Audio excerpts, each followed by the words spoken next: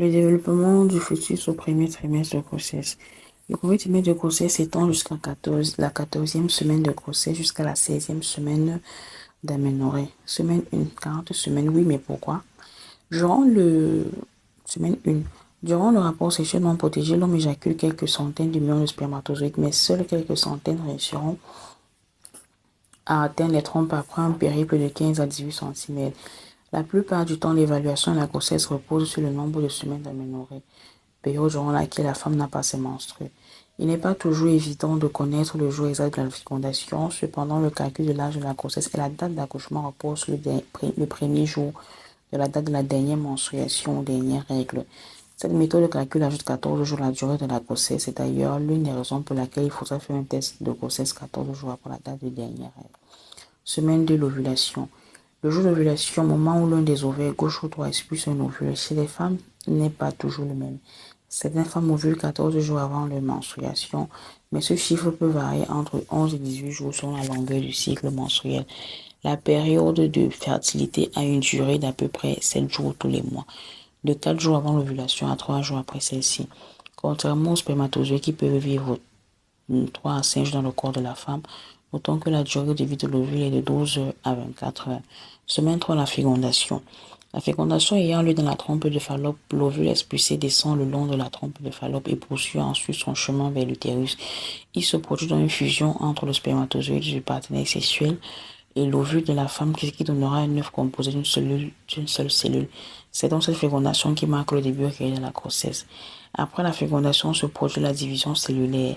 La division cellulaire au cours de laquelle l'œuf issu de la fécondation au cours de ses premiers jours de vie chemine de la trompe de Fallope vers l'utérus. L'œuf, cellule unique, se divisera pour donner 2 cellules. Ces 2 cellules qui se diviseront à leur tour pour en donner 2 autres. Ces 4 cellules feront de même pour en donner 8 et ainsi de suite. C'est ainsi que petit à petit se formeront tous les organes, membres et systèmes qui constituent un être humain. Semaine 4, l'implantation de l'œuf. Fécondation, division cellulaire s'ensuit la nidation de l'œuf. La nidation de l'œuf est l'installation de l'œuf fécondé dans l'utérus qui débute le 7e jour. En effet, l'œuf descend vers l'utérus puis flotte dans celui-ci à la recherche du meilleur emplacement pour sa nidation pendant 6 jours. Lorsque la muqueuse de l'utérus a accepté la nidation, une fine couche de peau se forme autour de l'embryon qui est alors solidement accroché à l'utérus de la mère. L'implantation de l'œuf dans la muqueuse utérine nécessite la production d'une hormone spéciale produite par l'œuf, l'hormone chorionique gonadotrope, hormone HCG. La présence de cette hormone assure une production importante de progestérone qui permet de garder la muqueuse endométriale bien épaissie afin que l'œuf s'y implante bien en profondeur pour s'alimenter en nutriments et en oxygène grâce aux nombreux vaisseaux sanguins qui s'y trouvent.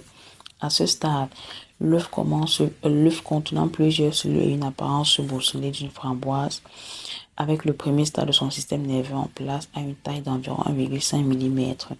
Il est formé de 2 couches, une partie inférieure et intérieure qui formera l'embryon et une partie extérieure qui deviendra le placenta.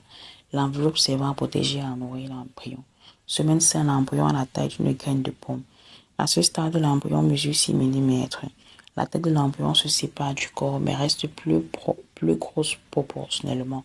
Il passe d'une forme ronde à une forme allongée.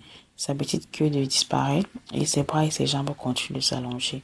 Il se termine par des mains et des pieds très rudimentaires. Le foie, les reins, les organes sexuels internes sont quasiment formés. Les hémisphères cérébraux se développent. Son petit cœur a commencé son premier stade de développement. Le cordon ombilical relie maintenant l'embryon à la mère. Grâce à lui, l'embryon recevra des nutriments provenant de l'alimentation de sa mère et de l'oxygène. Le cordon permet aussi d'évacuer une partie de ses déchets. Semaine 6, l'embryon ressemble à un haricot. L'embryon mesure 10 à 14 mm et pèse environ 1,7 g. Sa tête toujours grosse représente près de la moitié du corps de son volume. Près de la moitié du volume de son corps, pardon. La langue, les narines et la bouche de l'embryon apparaissent. À ce stade, les membres poussent et les doigts devraient commencer à se former les jours qui suivent. Le tube neural, une partie importante de l'embryon, se forme également. C'est grâce à ce tube neural que tout le système nerveux se développe. Le cerveau a l'une des extrémités du tube, de même que la moelle épinière et les nerfs. À ce stade de la grossesse, il est surtout très important de prendre l'acide folique avant et durant la grossesse. Il est surtout très important de prendre l'acide folique avant et durant la grossesse. Cela, c'est entre autres ce qui permettra d'éviter les malformations lors de la formation du tube neural tel que le spina bifida. Semaine 7, le cerveau. À ce stade, le fœtus mesure 20 mm et pèse près de 2 grammes. Le visage du fœtus prend forme, le cou, le visage, les doigts et les orteils se modèlent, les oreilles se forment, des paupières apparaissent et la mâchoire inférieure devient visible, même si on ne compte qu'une seule ouverture pour la bouche et le nez. De chaque côté de la tête, on aperçoit deux zones sombres, ce sont bien les yeux. C'est le pigment rétinien qui les donne cette couleur. Des bourgeons dentaires se dessinent et le nerf optique est déjà capable de fonctionner. Les doigts se développent progressivement. Durant ce stade, le développement du cerveau s'effectue également. En effet, une première ébauche du cortex se profile avec le développement des deux hémisphères de l'écorce cérébrale de la matière grise. L'arrière du cerveau devient plus large, ce qui amène l'embryon à incliner la tête vers l'avant. Malgré le développement des organes vitaux, ils ne sont pas encore vraiment fonctionnels. Semaine 8, l'embryon n'est plus statique. À ce stade, l'embryon mesure 3 cm et pèse environ 3 grammes. Malgré que les paupières soient totalement formées, elles ne s'ouvriront que beaucoup plus tard au 6e mois. L'embryon se déplace à l'intérieur de l'utérus, mais on ne le sent pas. Il bouge le tronc et les membres. L'odorat et le goût sont les premiers sens à s'éveiller chez l'embryon. Plusieurs organes vitaux tels que l'estomac, l'intestin, le pancréas et les reins prennent forme, malgré qu'ils ne soient pas encore fonctionnels. Semaine 9, les bras et les jambes. L'embryon mesure 7,5 cm pour 9 grammes. Sa tête, malgré qu'elle soit grosse par rapport à ceux du corps, commence à se redresser et s'arrondir progressivement. Les bras et les jambes s'allongent, les articulations courtes des genoux se précisent. Les poignets et chevilles se dessinent et les muscles ainsi que les nerfs prennent forme. Les narines restent écartées pour ouvrir la bouche. Les cordes vocales commencent leur apparition, même s'il faudra encore attendre plusieurs mois avant son premier cri. À ce stade, les premières cellules gustatives se développent également. Les ovaires et les testicules commencent à se former de manière progressive selon le sexe du fœtus. L'embryon continue sa croissance. Ses membres continuent de pousser, orteils et doigts bien définis. Toutes les parties, y compris l'articulation, bien visibles. Semaine 10, les paupières sont déjà bien formées. L'embryon mesure près de 6 cm pour 18 grammes. Les organes poursuivent leur croissance. Le pancréas en cours de formation, les paupières bien formées, protègent les yeux en formation. Les oreilles externes sont situées un peu bas sur la tête, près du cou. Bébé urine déjà car ses reins fonctionnent.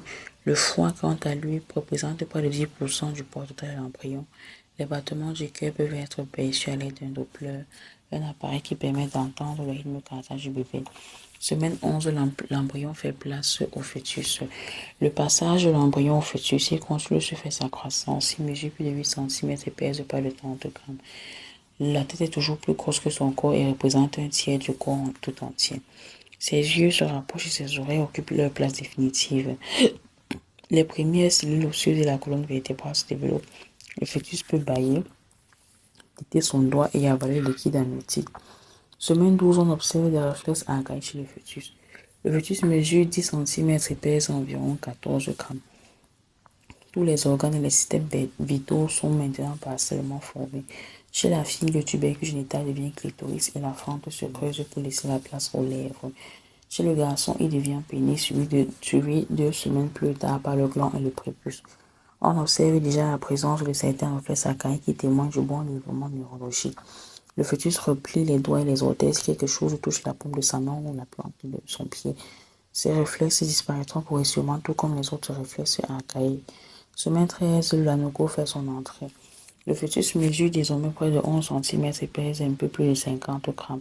Le sang du fœtus se constitue, la moelle osseuse produit ses premiers globules rouges. Le fœtus devient sensible à vos caresses et attention, mais pas seulement. Il est également sensible à la saveur sucrée du liquide amniotique. Les premiers tissus osseux, bien que mous, commencent à se modeler.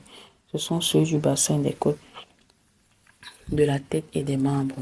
La colonne vertébrale se développe également peu à peu. Le lanugo, bien qu'il disparaisse généralement avant la naissance, se met en place sur la peau fine du fœtus sous forme de petits poils très fins. Des récepteurs tactiles recouvrent maintenant tout le visage, la paume des mains et la plante des pieds. Les pigments de la peau qui lui confèrent sa couleur se développent. Les bourgeons de dents de lait apparaissent. Semaine 14, il commence à sucer son pouce. Cette semaine est la dernière semaine du premier trimestre de grossesse. Le fœtus mesure presque 14 cm pour près de 5 ans. Les jambes sont plus longues que les bras.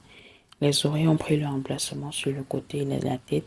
Le squelette du fœtus se densifie. Son intestin n'est plus enroulé autour du cordon ombilical mais réintègre l'abdomen qui s'est agrandi. Le fœtus est capable de faire certaines expressions faciales comme froncer les sourcils et grimacer. Un autre élément distinctif de votre fiche bébé apparaît, les empreintes digitales. Le sexe du fœtus continue sa formation. Chez les filles, les follicules ovariens se forment. Chez les garçons, la prostate devient visible.